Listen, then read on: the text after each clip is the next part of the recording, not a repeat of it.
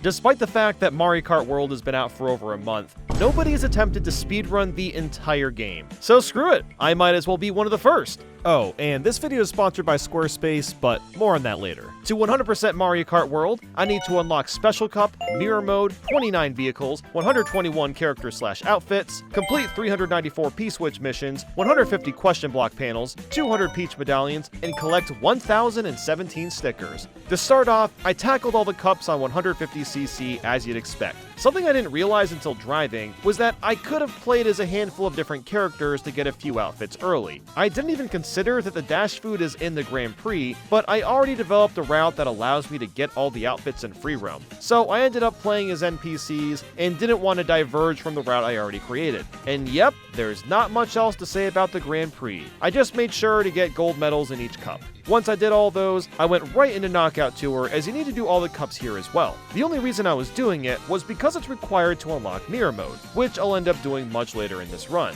When that was taken care of, the real meat of the game began: free roam. If you've had a chance to play Mario Kart World, then you already know that free roam does everything in its power to prevent you from getting 100%. While you have a map and can fast travel from track to track, it does not show what P-switches or Peach medallions you've already collected and in what spots.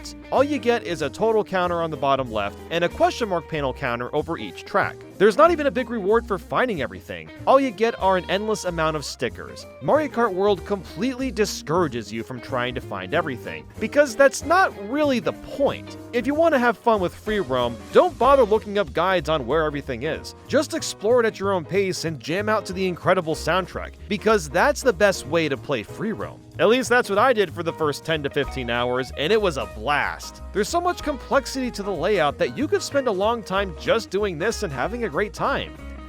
But that's not what I'm doing! Since there's no easy way to track the P-switch missions, I decided to get some help from a YouTube video, as well as my editor, John. This video that I found by RetroArchive does a really solid job routing out the P-switch missions while also preventing a bunch of backtracking. So what we did was John was in a call with me, and basically backseat drove me with directions on where to go. We screen shared on Discord, and our plan was initiated. This idea reminded me of the boating school episode where Patrick talks to SpongeBob through a walkie-talkie, and also kind of the hall monitor episode where they're chatting through walkie-talkie again and Patrick's got a cone on his head. So you know what? I might as well do the same for good luck. After about 20 minutes though, we ran into a problem. My OBS recording was lagging because of the screen share, and I was streaming my game to him at the lowest quality, so it was a bit of a problem. I can't stress enough that 4K recording the past month has been a hell of an adventure for my PC. It did not like it. So what did we do as a backup so he could see my gameplay?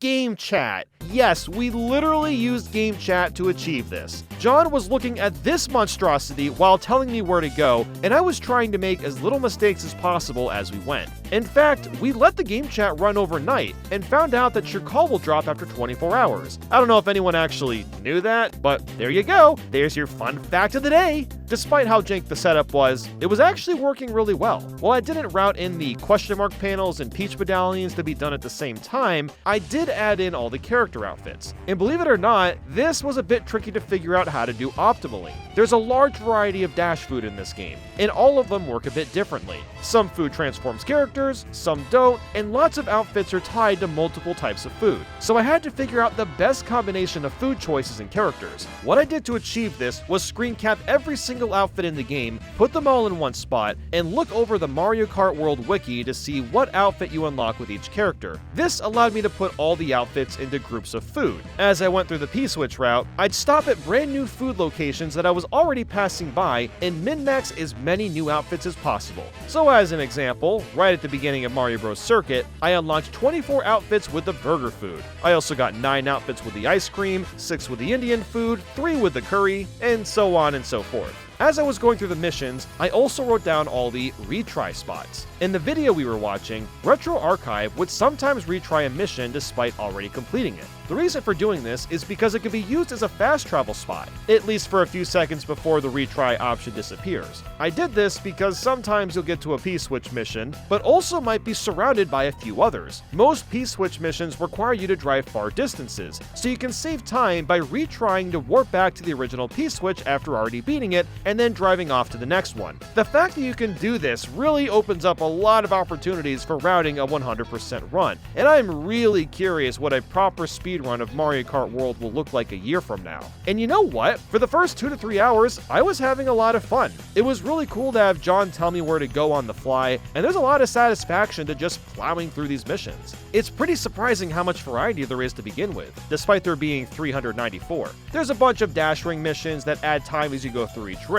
And yeah, this might sound like it'd get old, but each mission has drastically different routes and obstacles, and often requires combinations of flying and water surfing to get through them. There's also some where you'll play as a big truck or yacht, with my personal favorite being the UFO one where you suck up blue coins and cows. Oh, and yeah, there's a bunch of blue coin missions too. I'm kinda surprised they didn't make them red coins considering you always collected 8. And some missions are just straight up obstacle courses. You'll bounce off narrow blocks, or the music blocks, or even flowers to get to the end. There's also a few special missions that are much more challenging than the others. These 6 require you to have mastered rail grinding, tricking in the air, and wall riding, or you're not going to clear them in time. Since I've already played this game a bunch, I didn't get stuck outside of the first special mission. This one is just ridiculous. You have to ride off a wall, jump off, perform very specific tricks, and land on the next wall. This has to be done 3 times in a row without mistakes, and the first time I tried this mission, it took me like an hour. Thankfully, I only spent like 10 minutes on it this time, but it's still just brutal. Some of the P-switches themselves are in tough spots to reach too. Special Mission 5 is perched on this tiny platform, and you basically have to have a feather and time your jump just right to hit it. The only missions I really got tired of were the race missions. It's pretty much how it sounds. You'll drop into a quick race for a minute or two and have to get through before time runs out. I think the reason I wasn't a fan of these missions is so many of them have you driving across the off-road, and despite getting boosts and items occasionally, it just felt sluggish. So while a lot of these were boring, I love that a handful of them were modeled after SNES tracks. You'll run into Vanilla Lake 1, Ghost Valley 1 through 3, and a few others. It's a pretty ingenious way of incorporating those tracks into an open world like this. You don't even realize you're driving on the same layout until the beginning of the mission. But as the hours continued to pass, I did start to get tired of the missions. But before going into why, let's talk about today's sponsor, Squarespace. This is the best and most powerful place to create the slickest websites. New to Squarespace is the Fluid Engine, a next-generation design system that makes it even easier to make a website. There's also Squarespace extensions that connect your store to vetted third-party tools to extend functionality, and the analytics page makes it easy to see who's visiting your site and where people are coming from. I've updated my site this year and added a small blogging section, where I'll write a bit about any specific game I've played. This month, I've written about Clubhouse games. So with that, go to squarespace.com/Nathaniel to save 10% off your first purchase of a website or domain. The link is in the description. And the reason for that is the quantity. Trying to bang out 394 all at once is no easy feat. The longer that I played, the more I could see the tiny flaws that Mario Kart World has. For starters, it is painful when you lose a mission multiple times in a row. While you can retry right away if you mess up, you're forced to watch the cutscene every single time you hit the P-switch. There's no way to skip it, even if you've already seen it several times in a row. I also want to touch on the fact that simply driving off-road so much gets really annoying after a while. I get why there's so many off-road P-switches. You know, it fits the theme of the open world, but it does make you feel like you're playing in slow motion because the kart goes way slower. At least with Breath of the Wild, despite its massive size, most of the time you're going the same speed no matter what's in front of you. Mario Kart World is not like that at all. There's just a lot of slowdown that you have to put up with. The game tries to remedy this with stars or item boxes that fall from the sky, and this does help to an extent, but by and large, you'll be driving on the off-road pretty slowly for a big chunk of the game. It's almost like a faster CC would fix most of this problem. And it's pretty insane how bad the pop-in can be sometimes. The P-switches will sometimes take a bit to spawn and be seen, and the Peach medallions were even worse, but we'll get to those in a bit. Once I got near the end of the P-switch missions, I was convinced that the rewind tool was built just for free roam, because man, this mode would suck without it. After several hours of playing, missing the hard jumps and the challenges over and over starts to teeter on being frustrating. But the rewind tool usually fixes this problem because, well, you can just rewind your mistake. In fact, sometimes the timer on a mission is generous, and you can quickly use the rewind to correct a bad jump. I honestly can't imagine anyone 100%ing free roam without using rewind. There are so many tight jumps and tricks that you need to do to reach hard areas, and without being able to reset right away, the pacing would have been annihilated. So after about 8 hours, I managed to get every single outfit and completed all the P-Switch missions. Next up, I wanted to go for all the question mark panels. This time, we followed the speedrun done by Helix13, and they somehow got all of these in 32 minutes. Actually, 30 minutes now. But we watched their current record at the time. That averages to hitting 4 to 5 question mark panels a minute, which is absolutely insane. I highly recommend you all check out some speedruns of this category. It's really cool to see the routes that have been developed already. But believe it or not, I wasn't able to finish all these panels in 32 minutes like the speedrun. Oh, I know, f***ing sue me. It took me about an hour and a half. And that's because the backseating that John was doing started to become harder to manage. The reason for this is, well, we chose to follow a speedrun, which includes insane shortcut strategies, and we also weren't getting little breaks in time like with the P-Switch cutscenes. So often, I'd find a question mark panel, and we'd be a bit lagged behind on where to go next. Or the speedrun route was just too complicated to do, so I'd have to find another way to run through it. And when that was done, it was time for the Peach medallions. This was by far the worst part of free roam, and that's because the medallions will sometimes despawn. No, I'm not kidding. They will literally disappear, and I think I figured out why. Some of these medallions are put in super hard spots, so I was constantly using rewind to readjust my jump and try to figure out what angle I had to go in at. The problem with that is the Peach medallions seem to purposefully have horrible pop-in. If I spent too long rewinding a medallion, it would eventually just go away and I'd have to rewind way farther back for it to respawn. I have played just about every Mario game in existence, and I have never seen a coin disappear for no reason.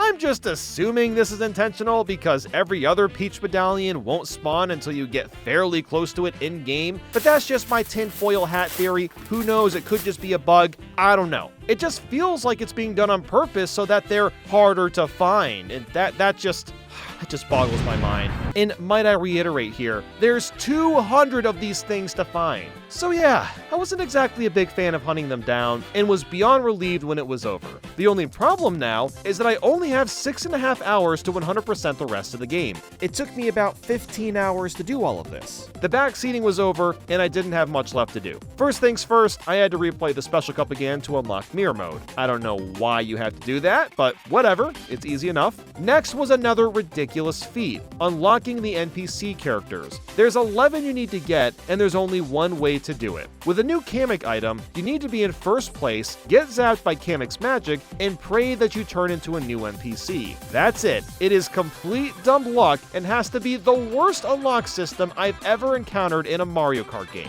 Lucky for us, a few strategies have been discovered to make this process slightly more tolerable. And I also got a bit lucky and had 2 NPCs spawn during the Grand Prix before doing all this, so I only had 9 of the 11 to get. What we've learned is that each track has a set of characters that'll only spawn on those tracks. So as an example, Conkdor can only spawn on Faraway Oasis and Desert Hills. Peepa can only spawn on Boo Cinema, Penguin can only spawn on Sky High Sunday, and you get the gist. It's not quite that easy though, because every track has a chance of spawning any set of multiple NPCs. So for Desert Hills, you can get Charge and Chuck, Conkdor, Nabbit, Piana, Pokey, and Spike. Since we know what characters appear where, we can jump into a 2-player match, set up one player to go a certain distance away from a double item box, and the other player is left to farm item boxes. Not only do we need to farm the boxes, but we also have to go out of bounds whenever we don't get Kamek. The reason for that is once you get items one time, the type of items you can get change entirely, and this change gets rid of Kamek.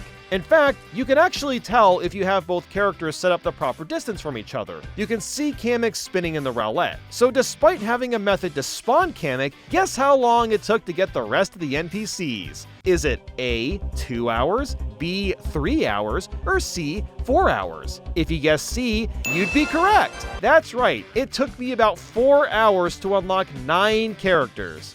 And I did not get Kamek 9 times. Oh no! I got that stupid ass hat way more than that. because it's still random for what character Kamek will give us. Once again, I must iterate that Mario Kart World does not want you doing this. Nobody is supposed to purposefully go out of their way to grind out all the NPCs. It makes way more sense to unlock them by just playing the tracks normally. That's the fun way, because this was super tedious to do. The only saving grace is that some characters seem to have a higher bias of spawning on some tracks. The Dolphin, as an example, spawns a lot more often on Koopa Troopa Beach compared to the others, but even still, it was never a guarantee. But hey, I managed to do it with 2.5 hours left. That means we actually 100% the game in 24 hours. We got all the characters, the P-switches, collectibles, and stickers. Oh, hold on, wait a minute. The stickers? Okay, actually, I don't know if I have all the stickers. I guess I'll just look up my milestones. So, it looks like I've collected around 3,500 coins, 60 races, driven 1,600 kilometers, glided 120 kilometers, and have performed around 8,000 tricks. Let's just double check what the maximum milestones are.